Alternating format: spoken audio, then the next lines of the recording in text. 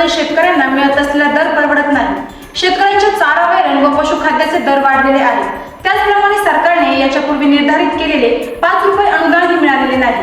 शेतकऱ्यांना त्यांच्या हक्काचे 40 रुपये दर मिळावा यासंबंधीचे निवेदन तहसीलदार यांना उंदीर गावातील गावकऱ्यांनी दिले। या निवेदनावरून लवकरात लवकर निर्णय झाला नाही तर 25 जून रोजी हरेगाव फाटा येथे बेमुदत रस्ता रोको आंदोलन करणार असल्याचा इशारा उंदीर गाव शेतकरी तसेच शेतकरी संघटनेच्या वतीने देण्यात आला।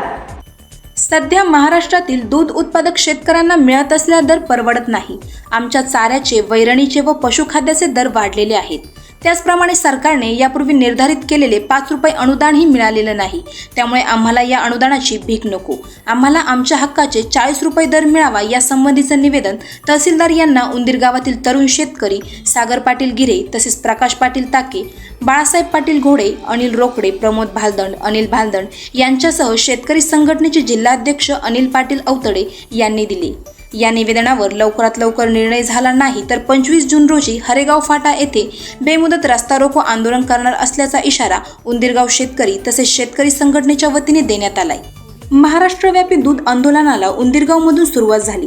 त्यानिमित्ताने गावागावांमध्ये आंदोलन संदर्भात बैठका सुरू झाल्या असून अत्यंत मेटाकुटीला आलेला दूध उत्पादन शेतकऱ्याचा प्रचंड असा प्रतिसाद या आंदोलनाला मिळणार असल्याचं बोललं जातंय। या आंदोलनामध्ये शेतकरी संघटनेचे राज्य उपाध्यक्ष ॲडव्होकेट अजितदादा काळे साहेब सक्रियपणे या आंदोलनाचं नेतृत्व तसेच गावोगावी प्रबोधन तसेच मार्गदर्शन करत असल्यामुळे या आंदोलनाला एक धार प्राप्त झाली असल्याचं बोललं जाते।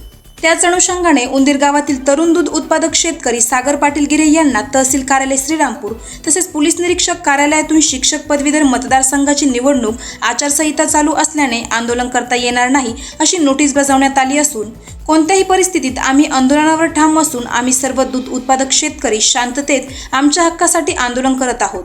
हे आंदोलन तुम्ही नोटिसा देऊन घाबरवून चिरडू शकत नाही। आचारसंहिता नागरिकांसाठी नसते हे आम्हा सुशिक्षित तरुणांना चांगल्याच प्रकारे माहीत असल्याचं आमच्या प्रतिनिधींशी बोलताना सागर गिरे यांनी सांगितले। आवाज जनतेचा या न्यूजसाठी प्रतिनिधी साक्षी वाघ, उंदीरगाव।